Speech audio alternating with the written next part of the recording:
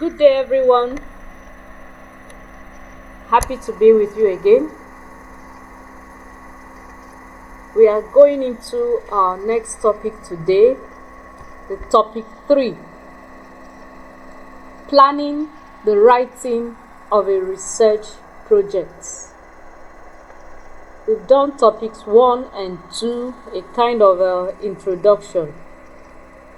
We're going to slow down now so that you get to understand what we are talking about very well. Introduction. Embarking on project writing is a very serious affair which cannot deserve any less seriousness in its prosecution. Oftentimes, students are tempted to believe that research project writing is a haphazard undertaking which you can do anyhow, anywhere, and anytime. This is grossly erroneous, as it is a commitment that is largely painstaking and therefore requires a huge amount of sustainable interest that must survive the entire period of undertaking the project. So, project writing is really not something you should do in a haphazard manner. Yes, that is how students do it. They just feel that, let's just get this done and over. Let's just do it and anyhow and just graduate and come out. No, it's not something you just do anyhow. It is something you do with all seriousness. Remember, when you're running a project, when you're doing a research, you're trying to make a positive impact. You're trying to add to the existing knowledge. I keep saying this. There is a knowledge already on that topic. What you're doing is to make things better, is to make people understand the topic better, is to make people know more about the topic. You're running something that will add to the knowledge that the public already has. So it's something you should take with all manner of seriousness. You don't just do it anyhow, put in figures and then submit. No. It's something that you do with commitment. Commitment that is painstaking. Alright. Recognizing this probably explains why school authorities keep the students on a very low number of courses for registration during the research project semester to afford them the much needed ample time and commitment to their project work. Unfortunately, many students see this occasion as an excuse for indulgence, thereby misusing the opportunity and benefits intended. The school authorities already know what research project is all about. So they make sure that they don't overburden the students. They make sure that the students have less courses to do during that semester, so that they don't waste their time, they don't spend so much time trying to read courses and pass their exams. They have few courses to attend to, so that they will have ample time to be more committed to this project work, to do their questionnaires, go to various people, get inputs and all that. And for those that need to do some experiments, go to the different environments they need to get their samples, get the experiments done, do the practicals very well. They have enough time to do that. So that is why school authorities give them less courses, so they will have much time to do the needful. But unfortunately, many students don't make good use of this. They misuse the opportunity. We are now in the final class, we have less things to do, and we have more time to run around and play around. No, they don't understand the reason they are given less courses to do. So as students, you really need to make good use of that time to do a very effective work. Alright, let's go to what to plan for. It is against the above temptation that the student researcher has to plan. You need to plan. He has to plan for a judicious use of time, efforts, and resources. Your time, the efforts, and resources. You plan.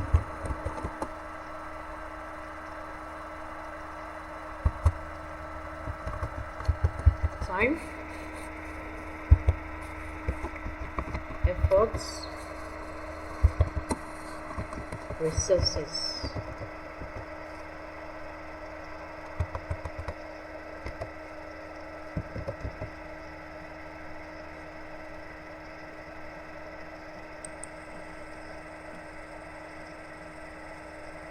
We talk about the time. Like we said, that is why you need ample time.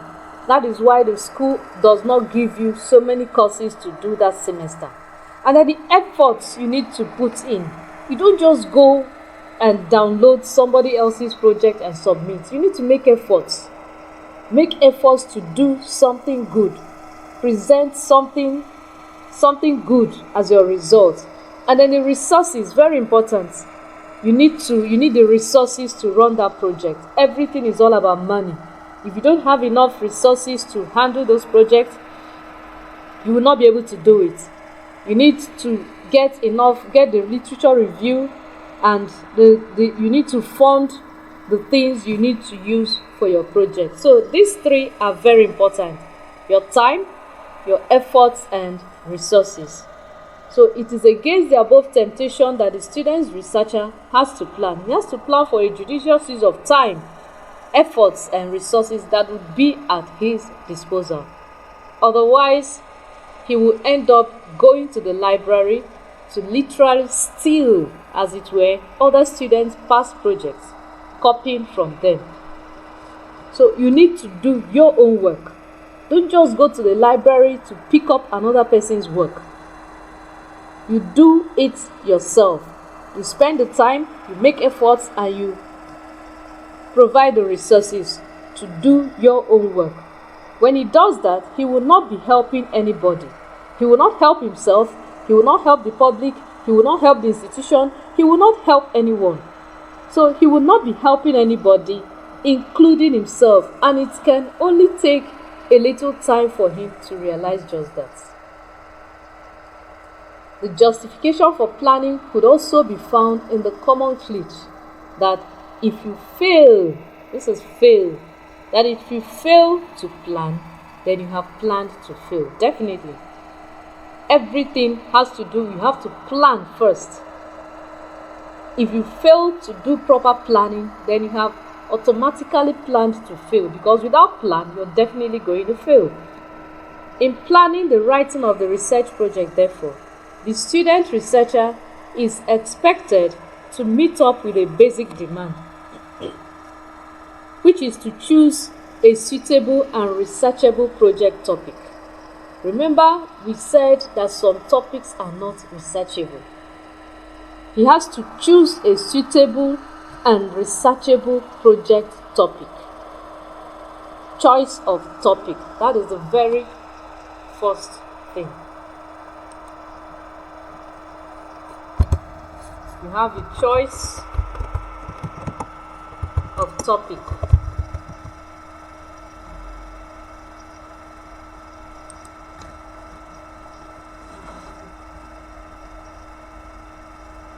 But this may not be as easy and simple as it sounds.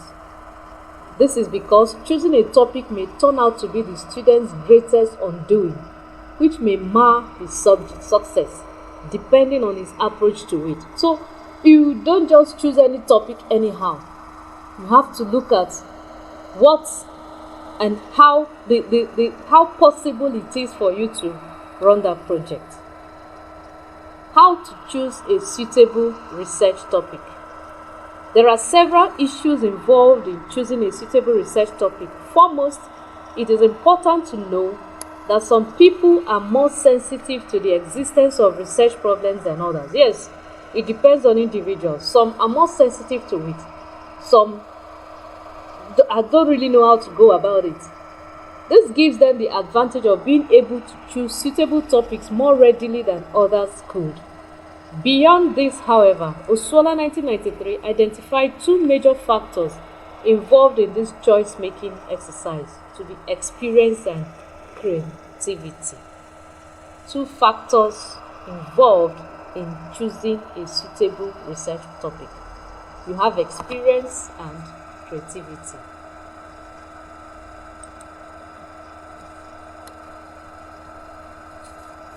We have two factors involved.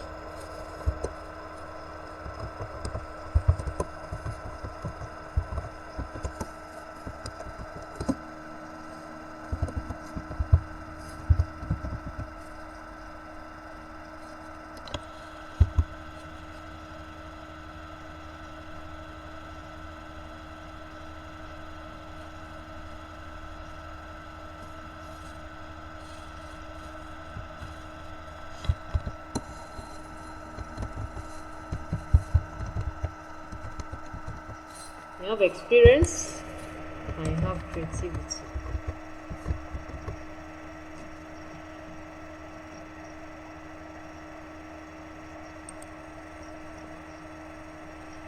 The student needs to choose a topic about which he knows something. Like we said, you don't just dabble into a topic anyhow. Oh, I like this topic, it sounds good, let me take it up. It's something, you have to know something about your topic. At least something before you begin to do the research and make more addition to what you already know. After all, one expects logically that only from a clear understanding of the theoretical, empirical, and practical aspects of the subject, derived from personal experience and a thorough literature review, can a good research problem or topic stem. So you have to have an understanding of the theoretical, empirical, and practical aspects of it. And then you have to have a very good literature review. Literature review. This is because once you lack the requisite familiarity with the subject matter, you're almost sure of making a wrong choice afterwards.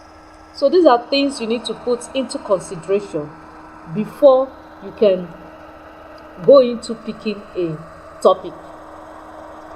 I once wanted to write a project on a topic on genetics.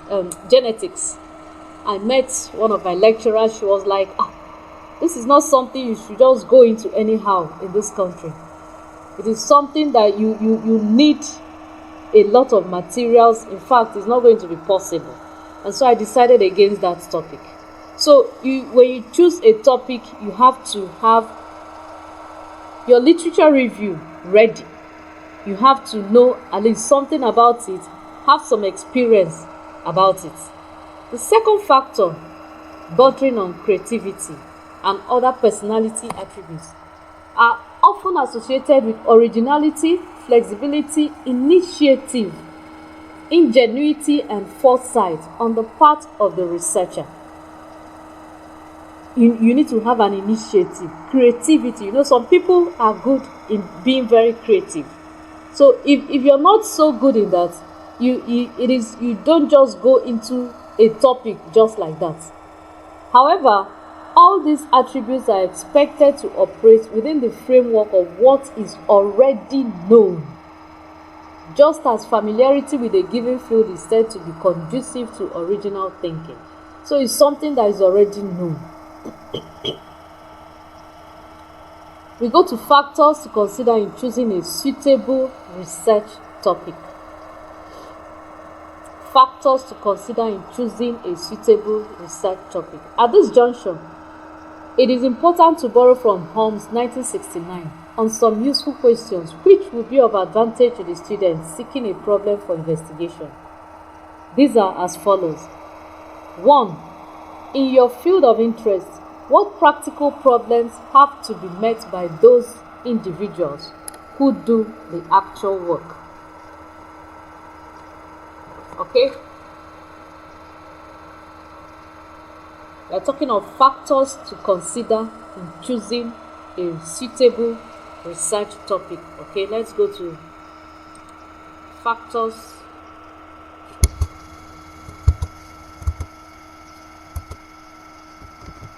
factors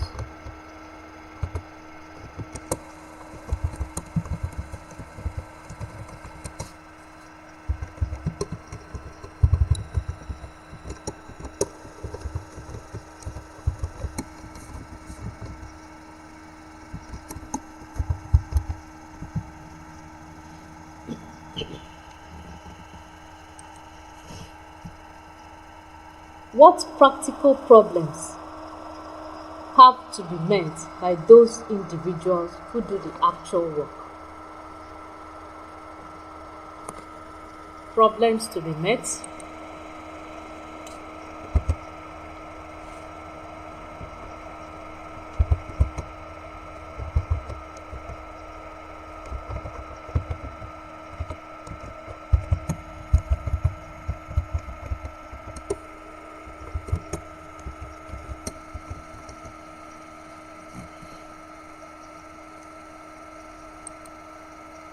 In current and recent research, what problems are under active attack?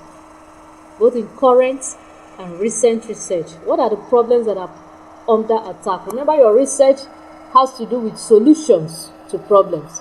One, you look at practical problems that have to be met by those individuals who are doing the actual work. And then the second one is problems that are under active attack. Problems under active attack.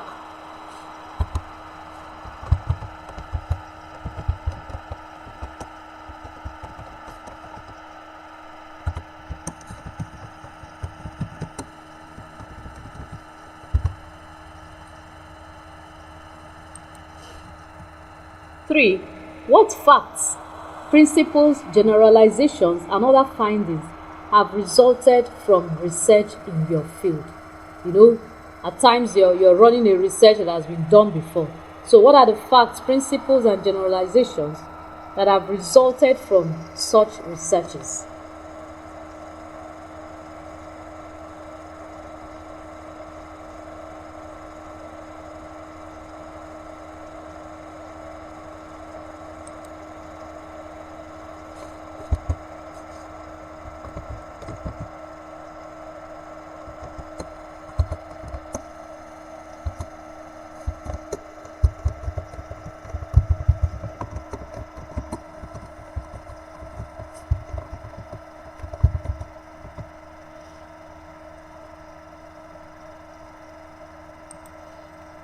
And then 4, what practical implication for schoolwork may be drawn from the results? Practical implications for schoolwork that can be drawn from your results.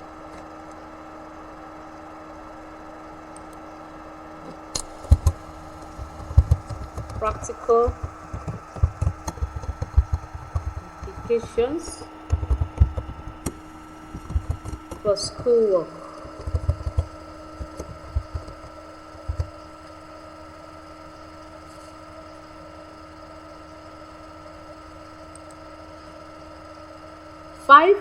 To what extent have the findings of research actually been applied in your field? To what extent have findings of research actually been applied in your field?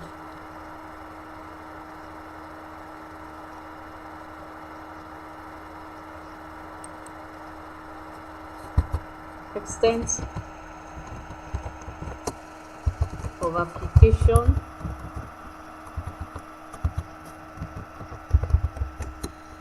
of findings.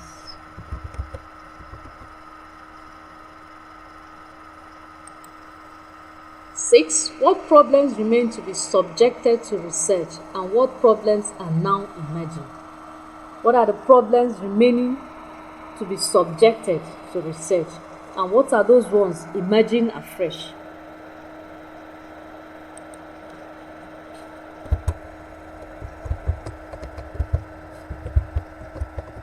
Problems subjected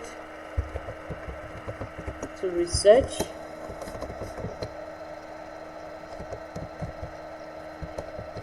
and those freshly emerging.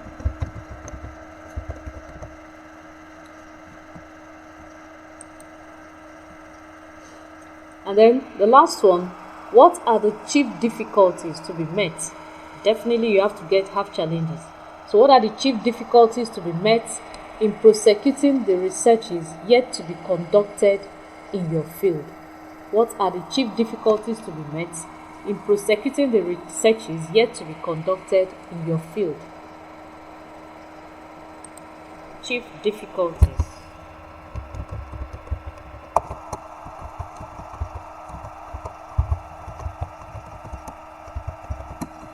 Researches yet to be conducted.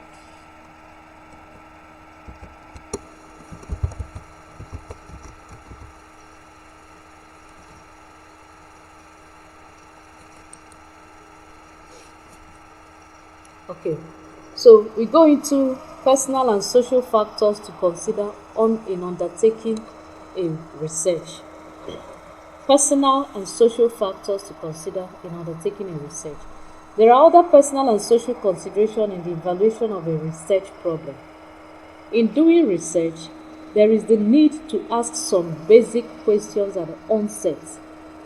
According to Akiwumiju 2001, answers to such preliminary questions will act as guides during the actual execution of the study.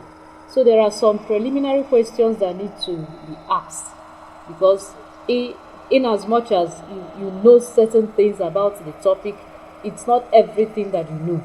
So you need to ask some basic questions. And the answers to the questions you're going to ask is going to be like a guide when you begin to do the actual work. We look at personal considerations first. 1. Is the problem in line with my goal, expectation, and the expectations of others? Is the problem you're working on, is it in line with your own goal, expectations, and the expectation of others? 2. Am I genuinely interested in this problem and free from strong biases? You need to be free from strong biases to help you to really agree to the results you're getting from your research.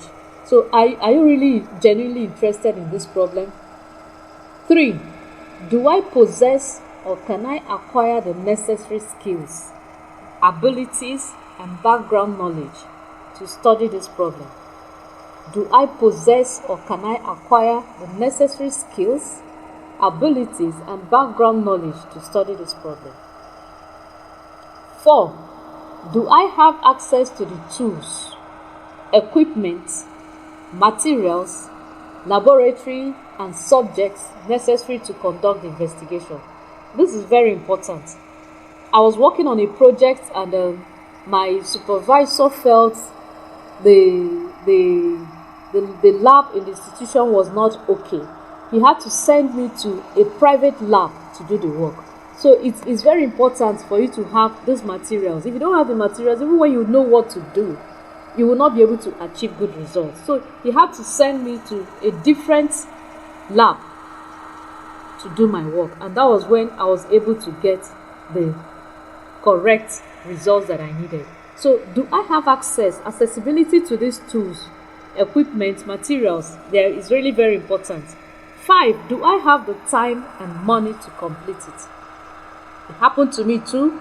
I ran into some difficulties and I couldn't complete my project. I had to start afresh. I know when you're doing a scientific project, you need to get samples and work on a regular basis. Let's say for a particular period, for 6 consecutive months. You do it for the first 3 months and you begin to have challenges. Certain things came up and you couldn't do the 4th month. You will have to go back and start afresh because the 6 months must have to be consecutive. So, do I have the time and money to complete it? These are questions you need to ask yourself, questions you need to really understand. If you don't have the time, don't start it. If you don't have enough money, don't start it, because if you go halfway, you will have to start afresh for you to get a perfect result. Can I obtain adequate data? It's your data first. You have to have the data before you can begin to analyze. Can I obtain adequate data? 7. Does the problem meet the scope, significance, and topical requirements of the institution or periodical to which I will submit my report. If you're running a project work, you don't just pick any topic that does not meet the requirements of the institution you're working on. So these are things, the personal considerations you have to look into. Let's go over it again. 1. Is the problem in line with my goal, expectations, and expectations of others? Personal consideration.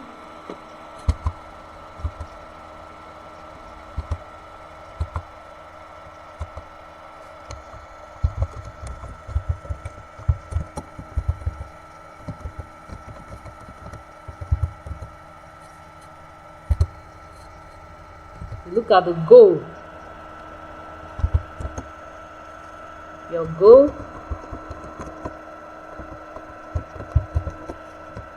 and that of others. Okay. Go to number 2. Am I genuinely interested in this problem and free from strong biases? Genuine interest. It requires genuine interest. Free from bias.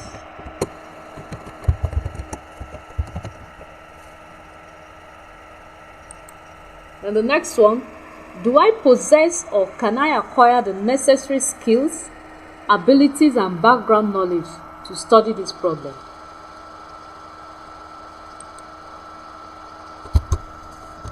Skills,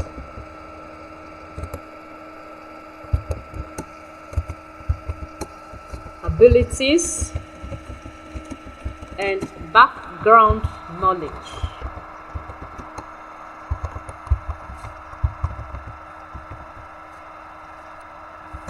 Required.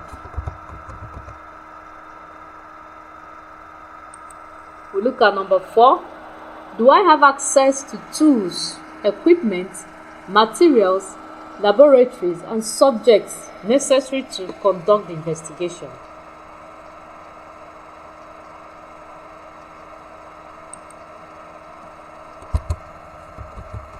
Accessibility.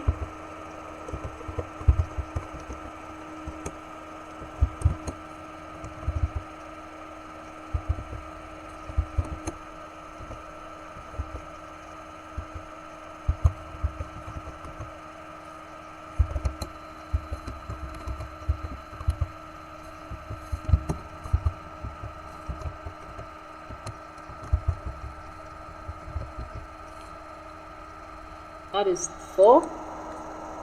Do I have the time and money to complete it?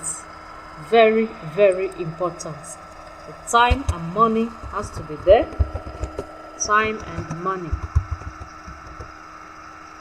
If you cannot finance it, you forget about it. Can I obtain adequate data? Adequate data, not just data, adequate data. Because you need as much data as you can. Adequate data. 7. Does the problem meet the scope, significance, and topical requirements of the institution or periodical to which I will submit my reports? Does it meet the scope and requirements of your institution?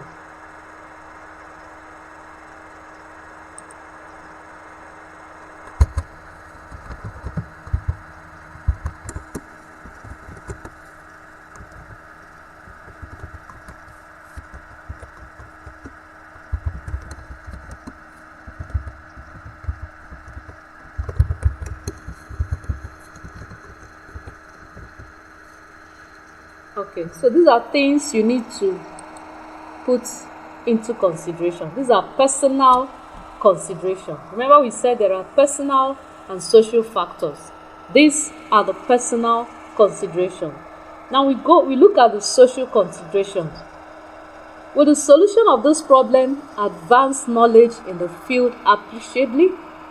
Remember, we are talking about solving problems, adding to knowledge. Will the findings be of practical value to educators, parents, social workers, or others?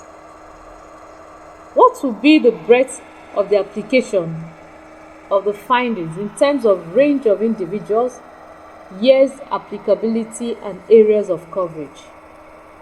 D. Will the investigation duplicate the work that has been or is being done adequately by someone else? Is it just duplicating the work, or is it adding to the work already done? It should be an addition, not just duplicating the work. If this topic has been covered, does it need to be extended beyond its present limits? If somebody else has done it before, do you need to extend it beyond the limits? Do you need to add to what that person has done? Is the topic sufficiently limited to permit an exhaustive treatment, yet sufficiently significant to warrant investigating it? Is it sufficiently limited to permit an exhaustive treatment? As in, you have done it, it is complete, yet sufficiently significant to warrant investigating it.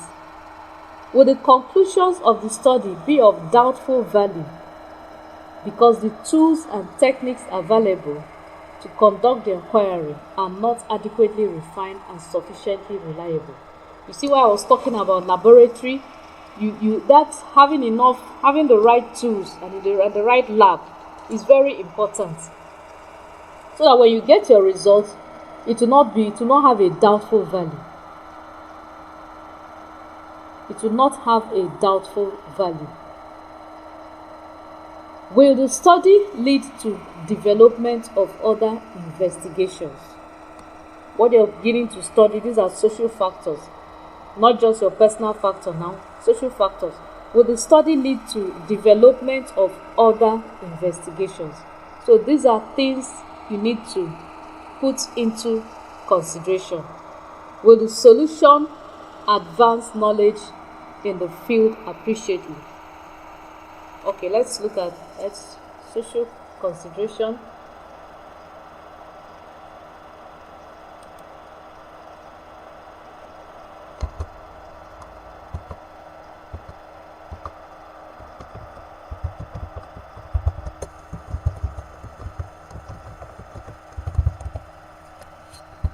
We have knowledge advancement.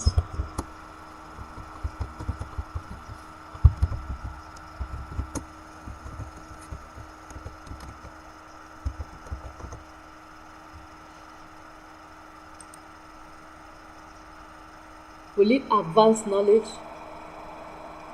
Will the findings be of practical value to educators? Will they find value in what you have done? Will it be important? Will it be of use to them? Educators, parents, social workers, or others?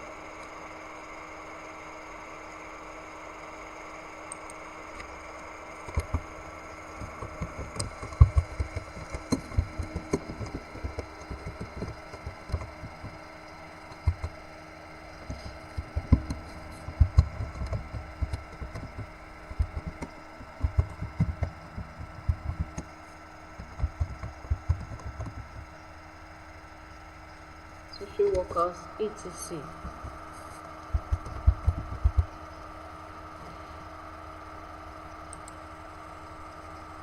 What will be the breadth of the application of the findings in terms of range of individuals, years of applicability, and areas of coverage?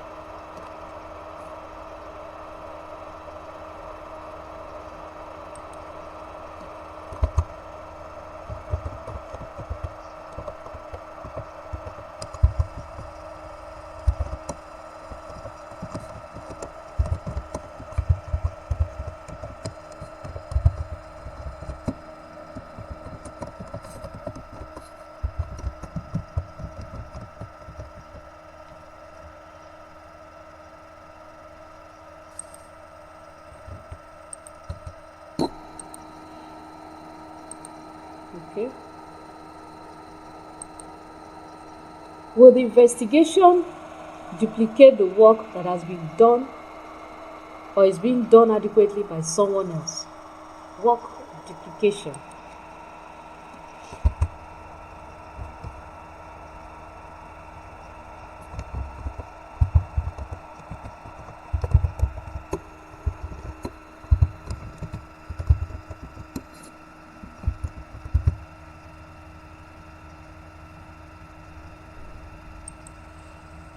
If this topic has been covered, does it need to be extended beyond its present limits?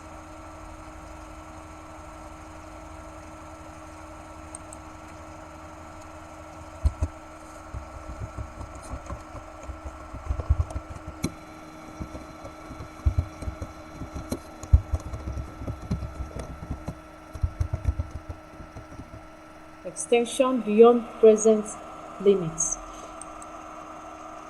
Is the topic sufficiently limited to permit an exhaustive treatment, yet sufficiently significant to warrant investigating it?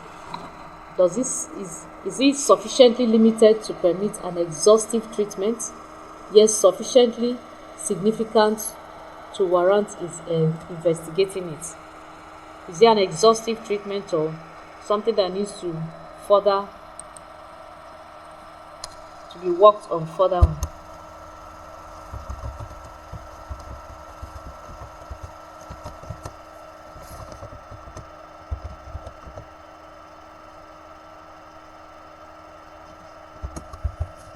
Or requires further work to be done.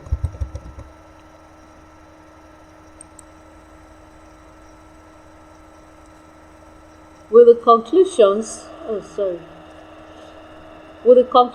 of the study be of doubtful value because the tools and techniques available to conduct the inquiry are not adequately refined and sufficiently reliable?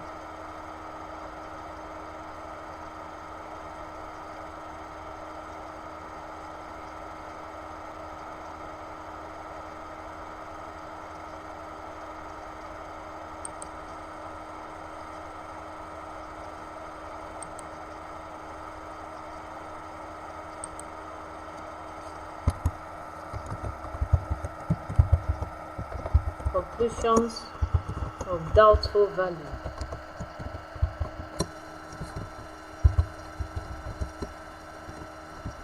Due to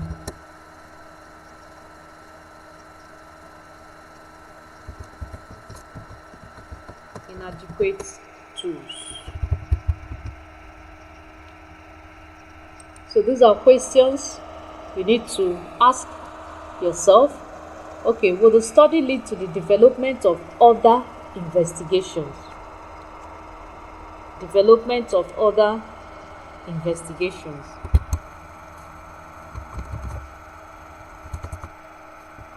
Lead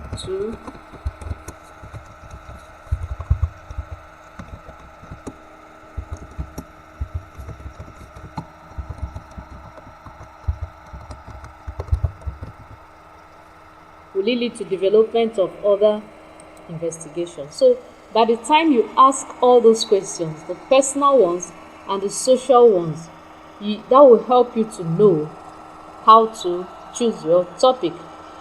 It is hoped that providing answers to some of these questions will help the students in making a good choice of his research topic.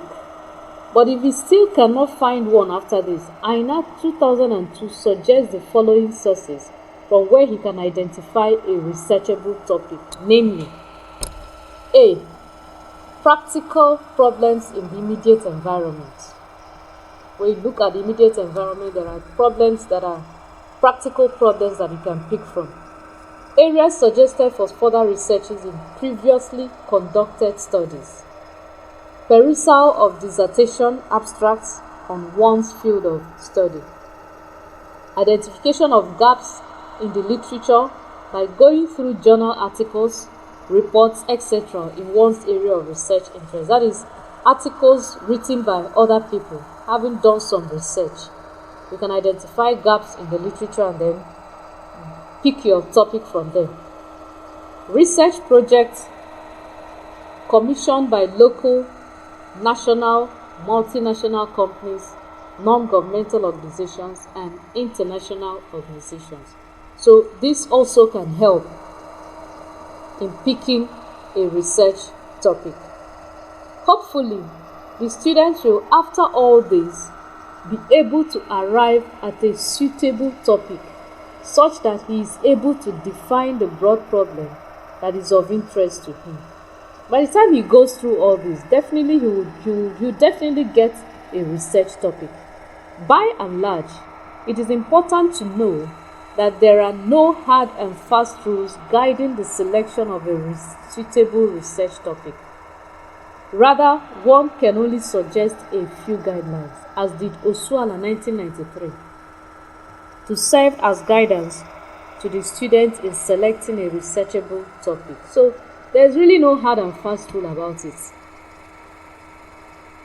These include, okay, let's look at Osuala's guidance to students. 1.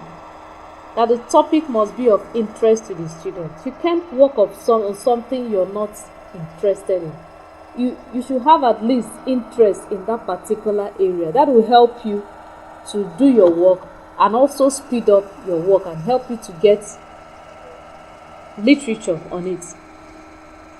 Now the topic must be sufficiently original and not duplication. Even if somebody has worked on it before, you don't have to go and duplicate exactly what somebody has done. So it has to be sufficiently original. Your own work on it. Something you can stand out and say, yes, I did this and I got this result. C. That the topic must be researchable, since many problems of philosophical nature could only be discussed but not be researched. Yes, some problems can only be discussed. It's not all problems that are researchable. Remember that. D. That the topic must be significant to the extent that it contributes something new to knowledge in a given field of study. Like we've always said, there has to be an addition to the present knowledge. Otherwise, it's not a research. You cannot research and not add to knowledge. There must be something that you have gotten that was not in existence before. E. That the topic must be feasible with regards to the availability of data on a given subject matter. It must be of interest. Okay. Guidelines by Osuala. Let's take it.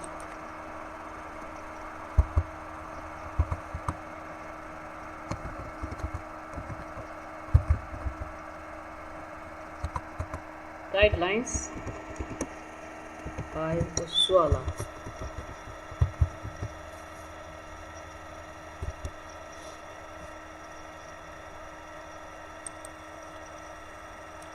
One, the topic must be of interest to the students.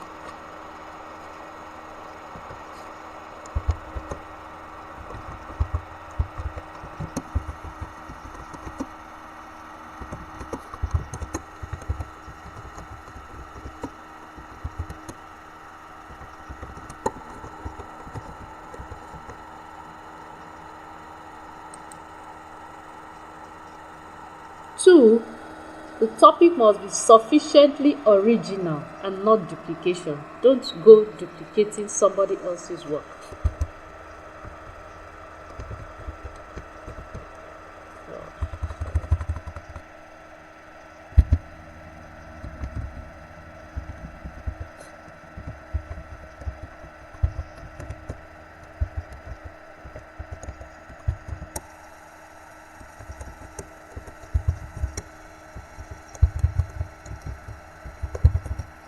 Sufficiently original and not duplication. 3. Now the topic must be researchable. Very, very important. Researchable, since many problems of philosophical nature could only be discussed and not but not researched.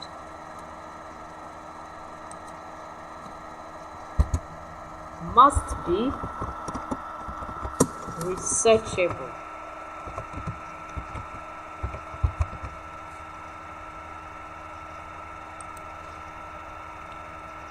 D. That the topic must be significant to the extent that it contributes something new to knowledge in a given field of study. It should contribute something new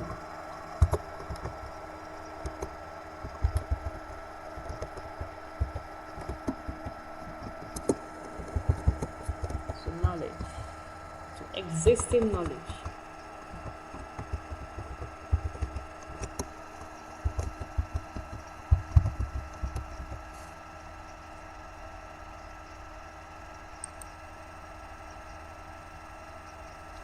And then that the topic must be feasible with regards to the availability of data on a given subject matter. Must be feasible with regards to the availability of data.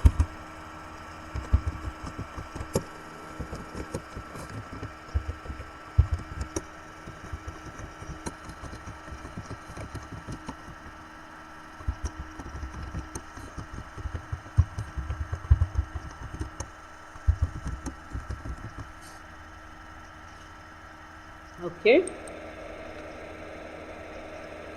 so looking at all this, looking at your personal considerations, the social considerations, and then with these guidelines by the Osuala, at least by the time you look at all those, you should be able to choose a very sound project topic. All right, let's go to research proposal and its importance. Research proposal and its importance. The research proposal is an important aspect of project writing. Yes, you need to do your proposal first. Once a research topic has been chosen, what the project supervisor demands of the student researcher is the writing and presentation of a proposal. That's the next thing. Once you choose your topic, you write your proposal. This represents a kind of plan which helps to reveal the intention as well as the understanding the student has about the chosen topic. Your proposal. The first is your topic.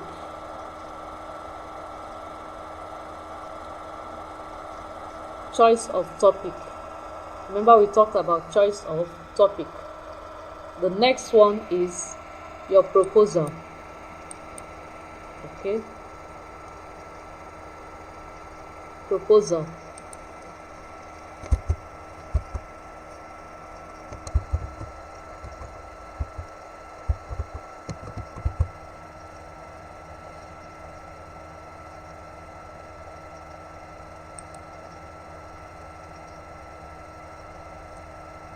The research proposal is quite similar to an architectural plan, which gives an insight into what the building will look like on completion. Yes, just as you draw your architectural plan when you want to build a house, your proposal is kind of making a plan ahead based on the topic you have chosen. You make that proposal. It helps you to plan. It is in this plan that every conceivable detail about the house to be built is underscored. It is in the same way that the research proposal seeks to highlight the nature, essence, and method of carrying out the investigation, a kind of action plan. So it tells about the method you want to apply, and that is even what will help you to know whether you'll be able to fund it, whether you're going to have the time to do it and be able to fund it. So proposal is very important after choosing your topic. Thus, from the proposal, the researcher gets his focus sharpened, yes, as he deploys his intellect to conceiving the plan of his research from the scratch through to the end. That way, That way, himself and his supervisor have a tremendous gain from the proposal, serving as the foundation of the building. So it's really like a foundation of the building. From here, all the perceived structural defects that could so fundamentally affect the construction are corrected once and for all. So when you write your proposal, you're going to find out the possibilities and the impossibilities, the places you're going to have challenges and all, and you're able to make such correction even before you take off the main work. By so doing, both of them are assured of a solid structure in terms of what comes on the solid foundation afterwards. Indeed, a proposal is a sort of master plan which helps to guide towards perfection of the conduct of an investigation. So it's really a master plan. It helps them to find out, to build a proper foundation, to find out where there are loopholes, where they are going to have serious challenges, and put things in order. It is a kind of summary score sheet revealing the plans that are involved in carrying out a research work. Thus, Akiwumiju 2000 defines it as an estimate of what an investigator intends to do, what others have done in the area, and how you intend to do your own. So, proposal carries it all. It tells everything about the topic, how you intend to go about the topic. It gives an estimate of what you want to do, how you want to go about it. And if somebody else has done the work, you show how you want to do your own in a special way, in a way that will add to what the other person has already done. Okay, we go into the components of a research proposal. Components of a research proposal. Although there is no one generally acceptable standard on what goes into a research proposal, the following are considered as critical to any good proposal. Now, these are the ideal things you need to know. The project topic, background to the study, statement of the problem, objectives of the study, significance of the study, scope limitation of the study, research design or design method, population, sample and sampling procedure, data analysis procedure. So we are going to end it here today. By next class, we are going to discuss these components in more details. Like I told you, we are done with the introductory aspects of the lecture. Now we are going to take them gradually. I wouldn't want us to rush through anything. We are going to take them gradually, bit by bit, for your better understanding. So we should call it a day today. Hope to see you next time. Thank you very much and have a wonderful day. Bye.